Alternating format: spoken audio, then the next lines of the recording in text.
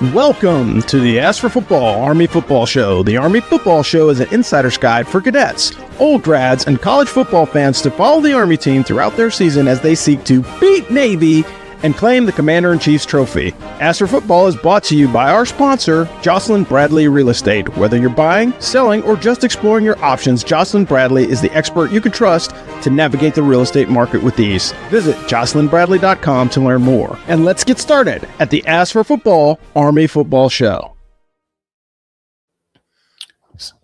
Welcome. So yeah, as I was telling you, Go for it. So we're going to totally cut this part out. This is just for whoever happens to watch it. So, I always told my girls that they lived like little Russian princesses. You know, they danced and they sailed and they did all this chi-chi bullshit.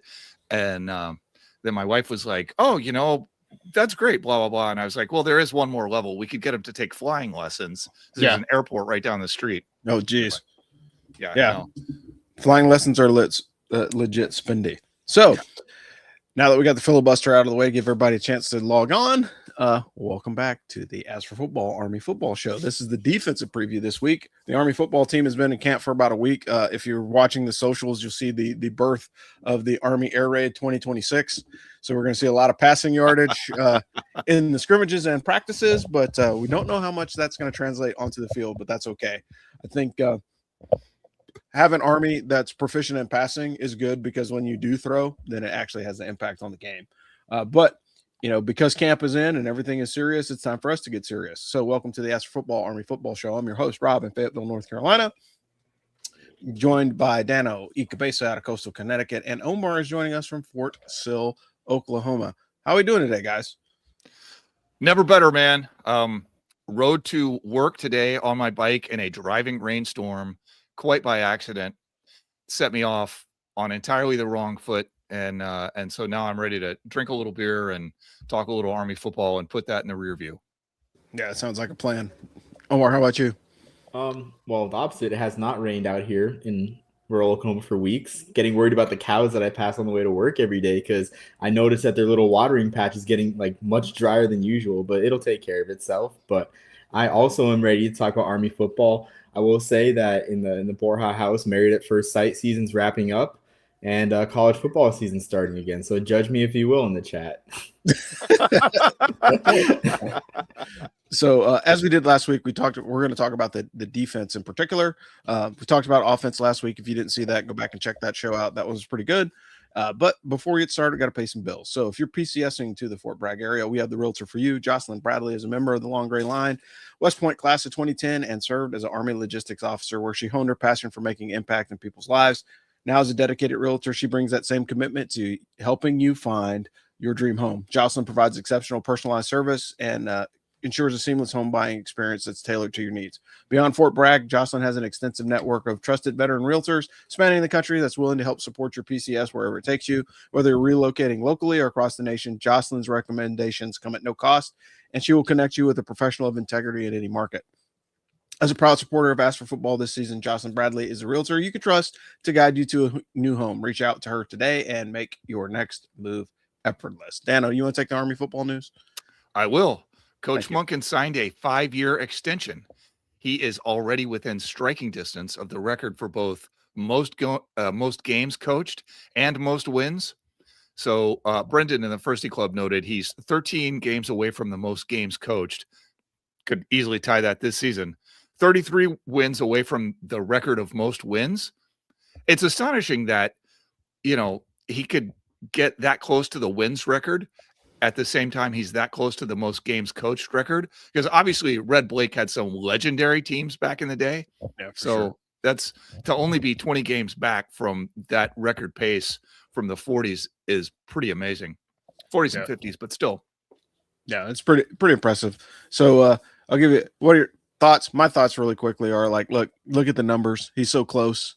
Is anybody surprised that he got re-upped? I mean, I know that there are some people that were grumbling because Army fans are now spoiled. Like a 10-win season is pretty common around here. 8 to 10 wins is pretty usual for Army. So if we don't have that, and it's kind of like, are we going to a bowl game? Are we not going to a bowl game? When we start having those discussions, I mean, in the grand scheme of college football, those are moot points.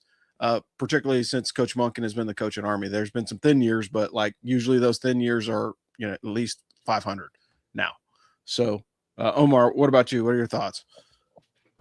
I think it's phenomenal, honestly. And I think like maybe it's not a bad sign for the sports head because I'm really not a college football doomsday person like everyone else is, or not everyone, but a lot of people are. But I feel like Coach Monken has seen like the writing on the wall with how the game is, where it's not going to get better than this. And if it is going to get better in the next opportunity, it could. I mean, I'm not going to say cost his health, but stress him out in a way that is not beneficial. Like, I mean, the example that comes to mind is Jerry Kill, like where he was about to take New Mexico State to the mountaintop, but he literally cited how exhaustive the college football landscape and the transfer portal is. So I'm excited to have Coach Monken here too for the next 5 years, obviously. But I think maybe this is my roundtable brain thinking a day earlier, but I think it's just indicative of the current college football landscape and how it just benefits us.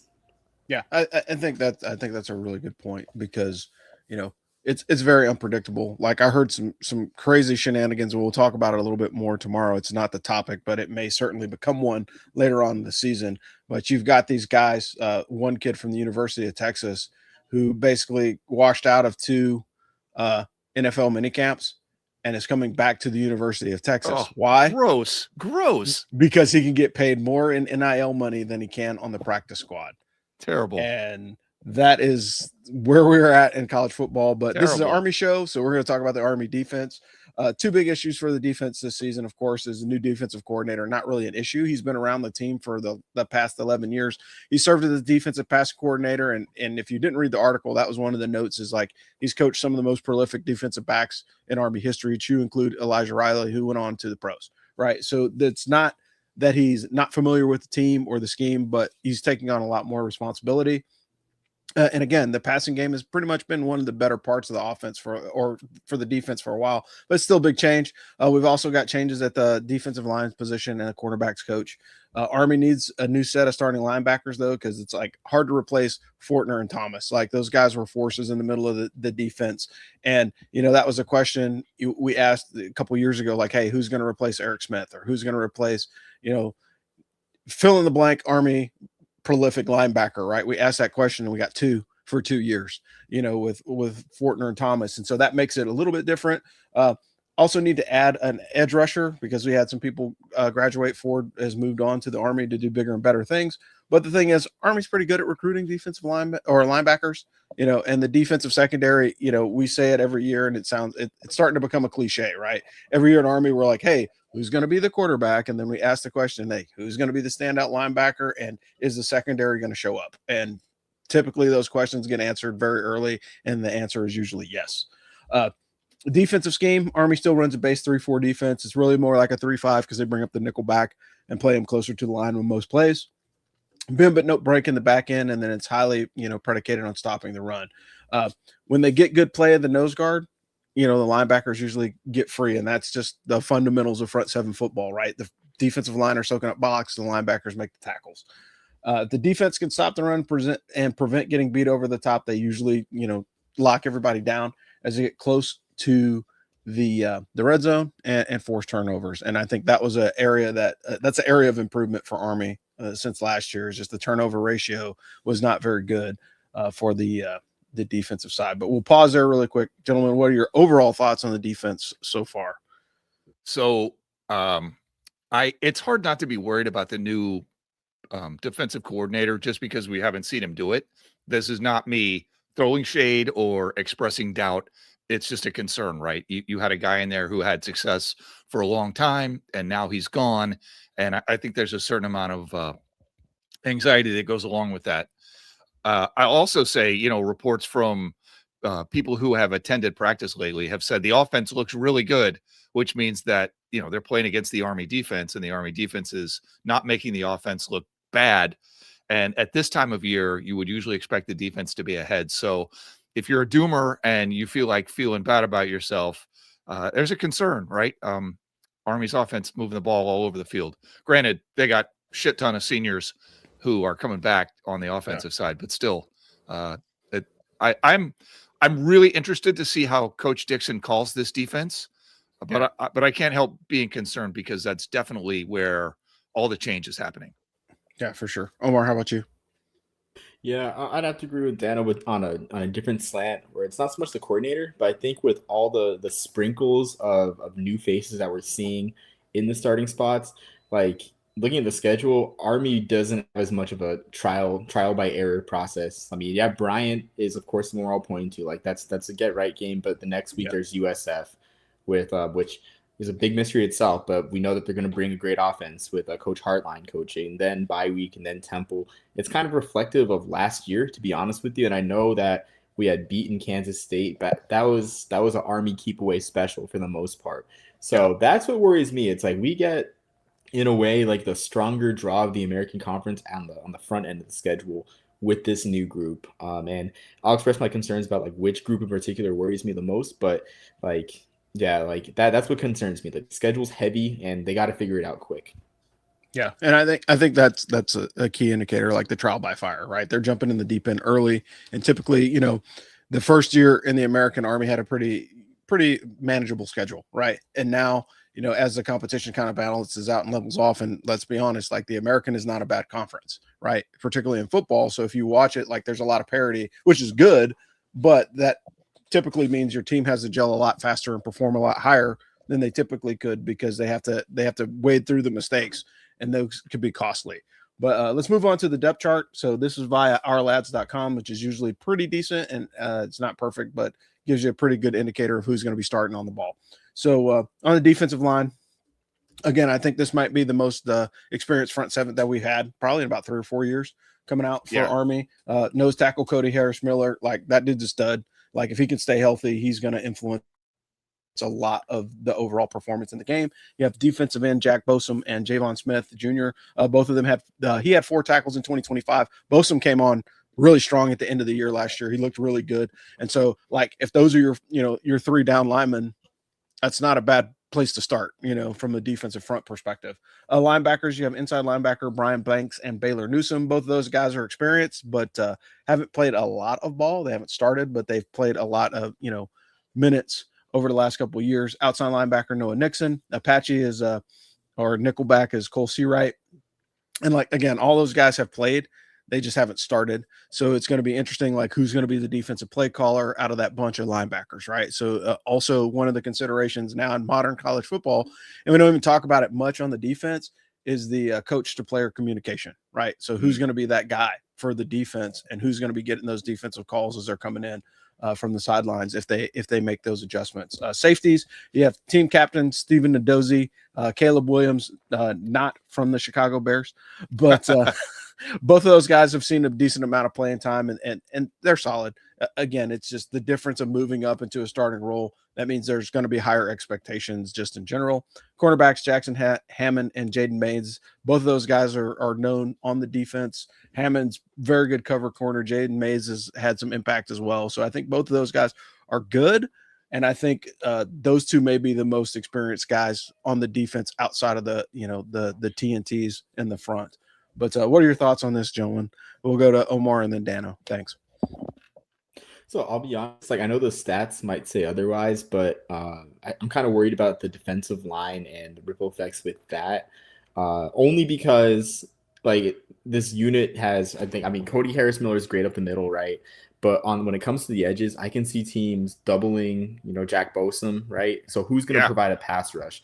And last year, like Jack Bosom was great. A lot of people drink the Jack Bosom Kool-Aid, but Army still had like only 15 sacks as a team. And I only say this about the secondary because this is not the year with the opponents that Army plays to be, having issues on the back end, honestly, like with Florida Atlantic, which we'll talk about later on. And of course, USF again, with how prolific their offense is and projects to be, like I'm concerned about who the second pass rusher is going to step up, and win those one-on-ones. Like kind of like, I guess, call it like a Andre Carter coming into 2022, like 2.0, but like to a lesser degree. Like I can kind of see the pass rush kind of struggling a bit outside of Boson.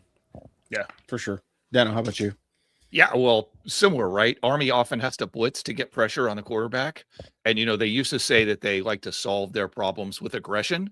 But that only works if you're stopping the run, playing successful coverage deep against the passing game. Like we saw last year at times that you could play back off the passing game and stop from getting beat deep. But if teams are rushing for 5 yards a pop, like you're still screwed. That North Texas game, they weren't stopping anybody because North Texas was just running the ball. And, as we said, I'm not expecting any changes to the scheme. They hired internally because they're happy with the way the defense is going. It is very notable that Coach Dixon has, as the passing game defensive coordinator, has multiple times put up one of the best passing defenses in the country. Like all that stuff is good, but yeah, how successful can we blitz? How often can they blitz and still maintain, run coverage and all the rest of that stuff? And just gonna have to see it on the field, bottom line. Yeah, for sure. And that goes back to like my note that I put in here, right? The defensive line is critical. And again, like surprise, surprise, Rob says front seven, right? But the reality of it is it's the truth, right? Particularly because you're replacing, two quality linebackers. So you have to have somebody that's going to step up and fill the role. You have experienced front seven, defensive linemen. So you have to use those guys. And one of the things that I saw over the course of the year is watching some of the games back from last year. And what you saw is as guys were getting hurt or guys were, playing through injuries or whatever it was, like pre-snap movement kind of went away, stunts went away on the front seven. So we stuck more to a base defense, in parts of the season, and a base defense is much easier to exploit, right? If I'm not creating an opportunity for myself, either by, a slant or a stunt or something, something in the front, then it makes it a little bit more difficult for me to actually get those stops. Like a run blitz is great too, right? And I say that facetiously, but the reality of it is like creating opportunities by moving people around or putting them in better positions, or even if it's just like a late pre-snap change that changes the way that you block an RPO, so all those little things are effective. Go ahead, Nan. I'd be interested to know how much stuff is getting called like that in these scrimmages that we've got right now, because you've got an experienced offense that can make reads. Yep. But do you have a defense that can make reads, or are you playing a base defense? Yeah, because that would explain a lot if you've got these quarterbacks who are like, oh, this is a base defense, and I'm just gonna check to whatever. Yeah, it makes it makes it really easy to run the option if the tackle is in the right spot, right? Yeah. And if he's not moving or he's not creating any type of changes. And again, it goes back to what Omar was saying, like, hey, who's going to set the edge? So we've got to have somebody to set the edge.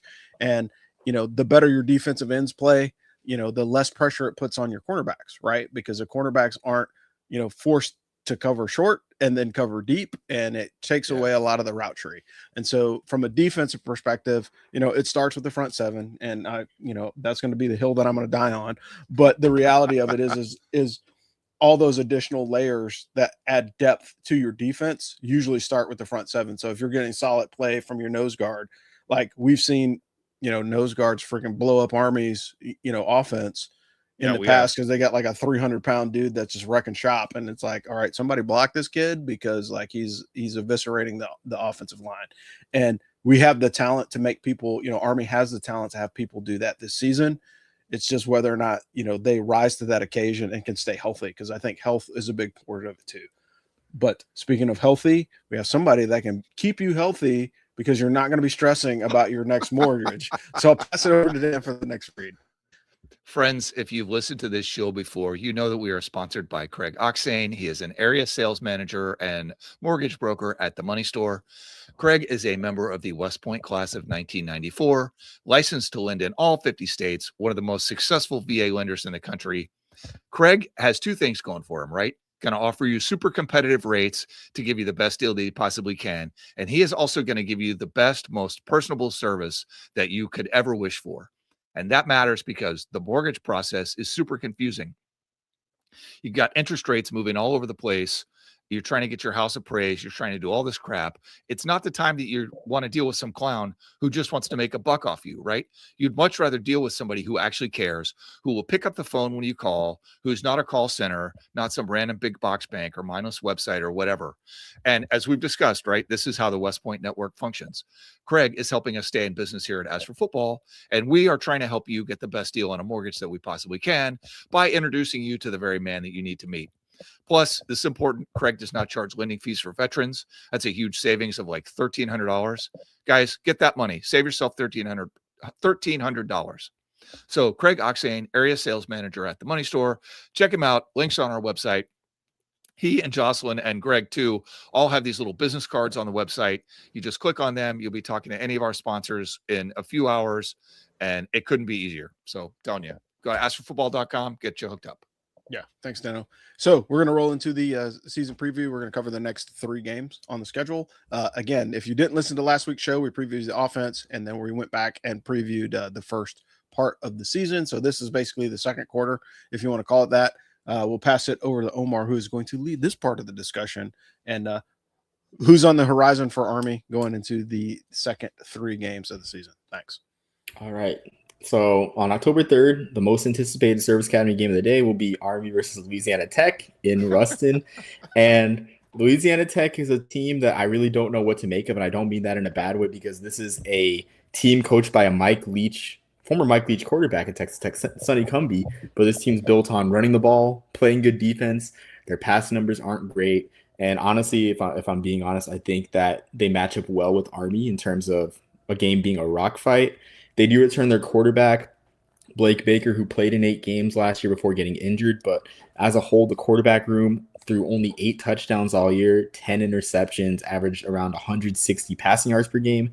The run game really carried the offense last year. They don't return any running backs. They just return their Wildcat quarterback and Trey Kukuk. Might have to censor that.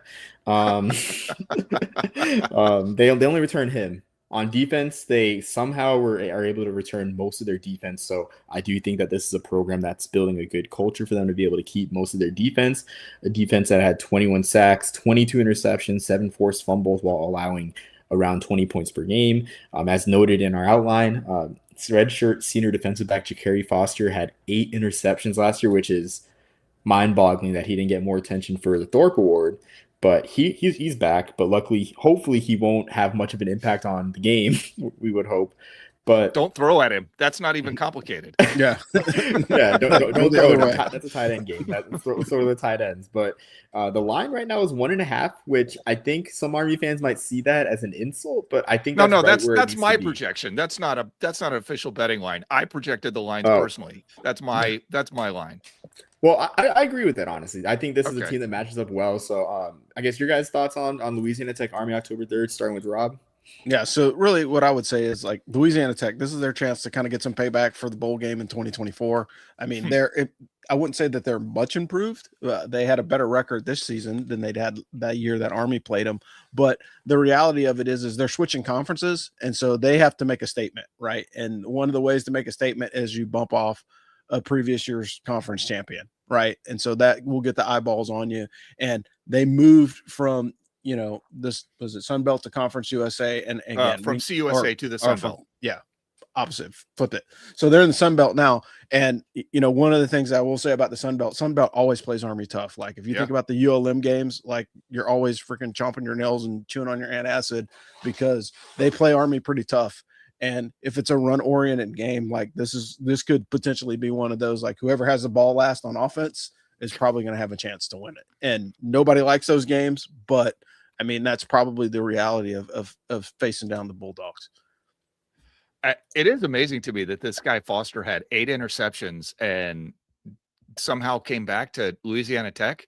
I mean, that's crazy. What is this guy? How did he not wind up in some cornerback room in the SEC, pulling down $2 million a year? I find that shocking. I like you, Omar, I no idea what to make of this game.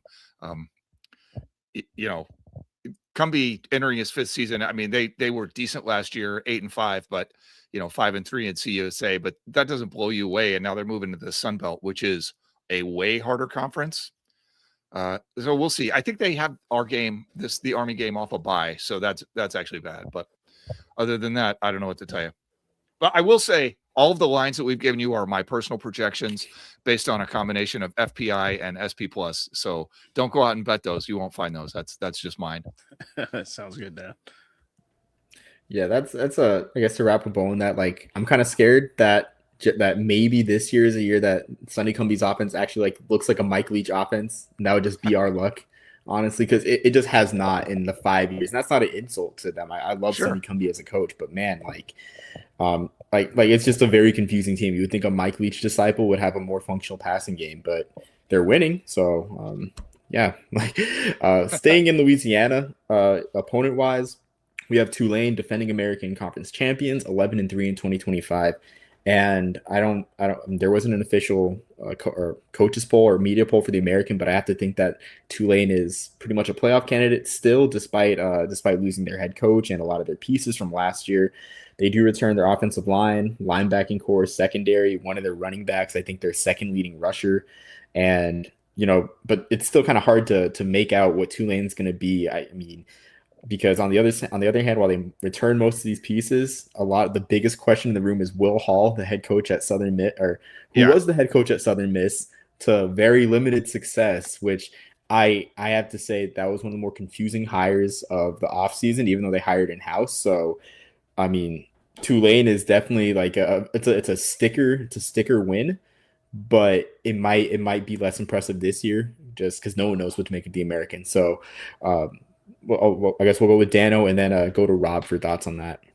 Yeah, I was shocked when I realized who they hired. It's like, you're Tulane. You got one of the richest athletic departments in the group of 6, and you're hiring Southern Miss's coach. Listen, maybe the guy is going to come in and scorch the American, but I'd be surprised.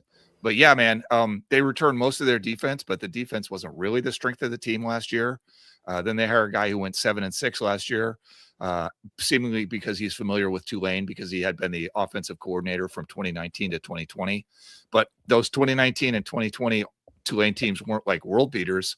So I'm happy this game is going to be at Michie Stadium, but I'm expecting Tulane is not going to be the force that they were previously in the American. We'll see. I'm prepared to be surprised, but that's if I had to bet, I would bet that Tulane probably might not be a contender this season.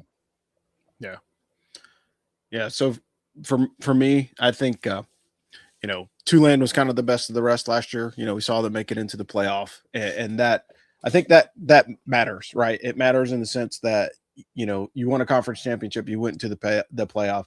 I think it's a travesty of college football that we will probably never get a high rank like a 12-1 or 13-0 American Conference champion. We'll never get a bye as long as there's Power 4 conference teams, because I think like the smaller conferences, the group of 6 guys, will need that week off to heal up to go into those bigger contests.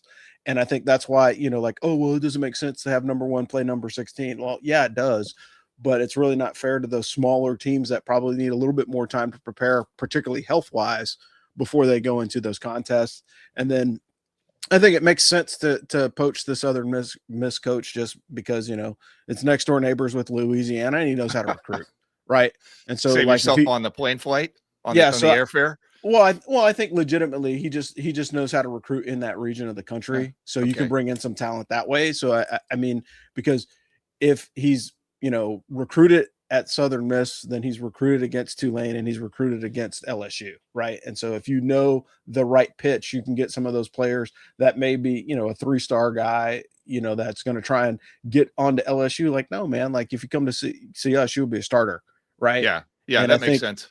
And so I think from a timing perspective, it makes sense to like poach a guy that's regional, that understands how to recruit in the region, because it may help build your team faster. But overall, I think, Tulane would be willing to take those lumps, this season to develop a team that has a chance to make a playoff run. Maybe not this year, but next year. But I would still expect them to get 8 to 10 wins. I mean, it's Tulane. Those guys are good. They recruit speed. They usually have great running backs. Like being completely honest, like do not be surprised if that game is another, Army Tulane shootout, right? Like it's getting pretty crazy because like if you look at the schedule for Army, basically every game in the American could be a rivalry game, right? Because Tulane and Army always slug it out. Army and UTSA always slug it out. Army and North Texas always slug it out. And those are great football games to watch, right? If you're a football fan, those are awesome to watch. If you're an Army fan, you're holding on to your Tums and hoping for the win. But the reality of it is those are great football contests to watch. And so as long as they're competitive, I think people will be okay. But, mixed bag with Tulane, we'll see. Yeah, absolutely. It's really interesting. I mean, and I'll say this to preface the next opponent for Army. I think you can talk yourself into a lot of teams in the American making noise and potentially winning the conference, if not making the playoff. And I think you can say it to some degree about the next opponent after Tulane. Florida Atlantic is another team that's kind of on the group of 6 media rounds. Is kind of a nice taste, nice flavor of the month, nice surprising, exciting taste.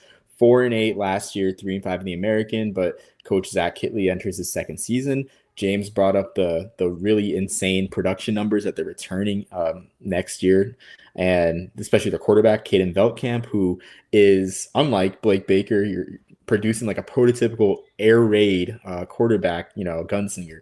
3,641 yards at a 67% completion rate with 24 touchdowns. But the interceptions are an issue, as well as the sacks. He did take a lot of sacks, so that could be a get-right game for the pass rush. We'll have to see. Turnovers were a huge thing for FAU. But in the notes, which I want to say, I don't know if you type this, Dano. Yeah, these are my notes. Okay. Yeah, the North Texas of 2026, which it's bold. I do think that FAU is going to put some things together. I don't know if they'll be that good, but I mean, they're going to cut down on the interception and learn to run the ball. So, can they do that? I don't know, but do they have the talent? Yeah, probably. Absolutely. So this one's fascinating for sure. And I mean, I know writing my preview, I'm excited in terms of running the ball. They got a lineman or maybe that was Charlotte. I think that was Charlotte actually. I'm mixing up my portal gets, but I'll just move on from that. So Rob and then Daniel, your thoughts on the FAU game? Yeah, for sure. Nice, man. So again, FAU always got attention. Like they were getting attention a few years back when their coach was a guy by the name of Lane Kiffin. You may have heard of him, But one of the things that you have to look at when you look at Velkamp's numbers, like if he wasn't completing a pass, he was getting sacked or intercepted. Right, because he hit 67% of his throws, and so that means that 30% he's either hitting the turf or he's throwing the ball away, right? And so for Army, since we're focusing in on defense, this would be a great opportunity for the defensive backs of Army to kind of light this dude up and take full advantage of those turnovers, and knowing that this guy has the potential to put 30% of his passes either on the behind the line of scrimmage or in the hands of the other team, both of which are good. Like I would prefer the interceptions because then that gives the offense the other opportunity to hold on to the ball and kind of close the game out. And again, what I said last week still holds true with Florida Atlantic, man. They were, a couple plays in either direction and they could have been 5-3 in the conference or 8-4. Right. So it could go both ways. And as a team is developing, for a guy to throw 67%, that's elite level passing, regardless if you're in, the American or not. Right. Oh, Rob going froze. into this season, then that career.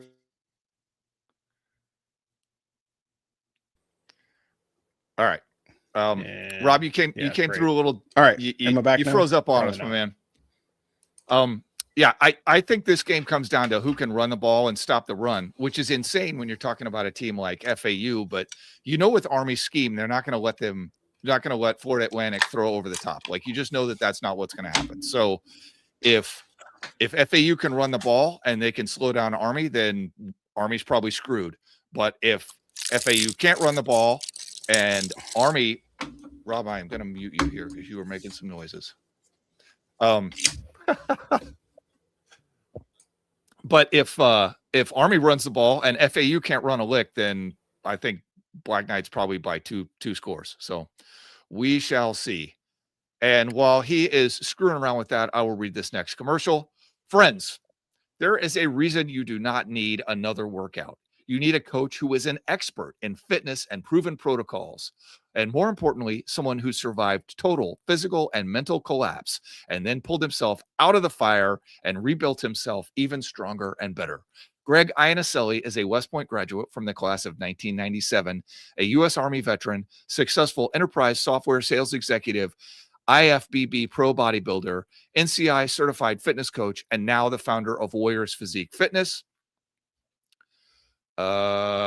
After losing everything, his marriage, his identity, his confidence, his physical and mental health, Greg rebuilt himself from rock bottom through faith, discipline, and elite level training. At 50, he became the national champion in classic physique bodybuilding at the NPC Masters U.S. National Championships in Las Vegas. That's right, guys. He won the Natty, earned his IFBB Pro card, and proved that it's never too late to become the warrior you were meant to be. Today, Greg's mission is to coach men who are struggling to stop drifting in decline and resurrect themselves physically, mentally, and spiritually with his online coaching program. If you are ready to reclaim your strength, your confidence, and your warrior ethos, apply today at warriorsphysiquefitness.com and start writing your own comeback story. As a special note, Greg is offering all active military, veterans, and first responders a 15% discount on his 16-week transformation program fee. AFF Firsty Club members and or West Point graduates get a massive 30% discount on that same initial 16-week fee. Like all our sponsors, Greg has a business card up on the AFF website. Click on it and you'll be talking to him in a day or two. Guys, get yourself back into your prime. Don't wait. Do it. Rob, are you back with us? Yes, I am back. Okay. Yeah. I'm being attacked by freaking Spider-Man. I have no idea. But yeah, so hey, this is the end of the show. Thanks, Dano, for the read. It says you have a favorite thing, so go for it if you like. Yeah, my wife got asked to teach yoga to Sacred Heart's football team. Just freaking incredible. So, yeah, I don't know. She can be out there doing downward dog with all the linebackers and stuff. Yeah. I will say, it may sound silly for those of you who don't practice yoga, but if you're going to be a serious athlete into like your 30s and 40s, yoga is not just optional. It's actually mandatory. Yeah, you will not get there once you're at like 42. If you don't do some yoga. Yeah, I cannot tell a lie. We actually had a yoga excursion when I was a cadet at West Point for the sprint football team, and we got our butts smoked.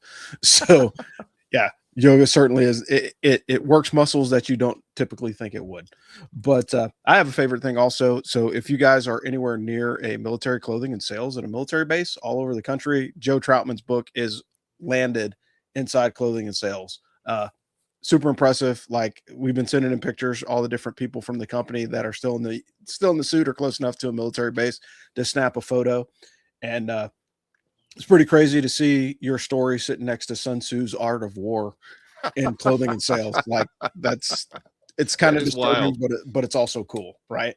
But for the crew here at the Ask for Football Army Football Show, we talk defense, which is a place that's very close to my heart. I'm your host, Rob, in Fayetteville, North Carolina. We got Dano Ikebesa calling to you out of coastal Connecticut, and Omar, the Burger Popper, calling to you out of Fort Sill, Oklahoma. Hey, we appreciate you guys for joining us this week. And just a quick reminder, if you are not a member of the Firsty Club, you need to be, because pretty soon this is going to go behind the paywall. So for the early entry folks, we'll get you'll get to chat with us live, but you'll get the audio version. And just to add, game day chats, don't scream at your TV by yourself. Scream at your TV with other people. The game day chat is really where it's at. Yeah, for sure. And I think that's the main thing, is just, being able to commiserate with a bunch of college football nerds that enjoy the game just as much as you do, but they also have commiserate experience, whether that be sitting in the stands with you and or hanging out at a tailgate. But it's also, a great way to, like, I spent several hours, on the phones on the weekends chatting with guys, just commiserating about the sport. And then you obviously talk about other things like life and family and other things that are just as important as football. So we will close this thing out, and we will see you guys next week. And as always, beat Navy. Beat 'em. Thanks for listening to this week's Ask for Football Army Football Show. We hope you enjoyed our deep dive into Army football. Remember, whether you're cheering in the stands or following along from home, get all your updates on the Army football team at askforfootball.com. And as a special thanks, we would like to thank our sponsor, Jocelyn Bradley Real Estate. If you're looking to buy or sell a home, Jocelyn Bradley is the expert you need. Visit jocelynbradley.com for all your real estate needs. Don't forget, subscribe, leave us a review, and follow us on social media for all the latest updates. Until next time, go Army, beat Navy.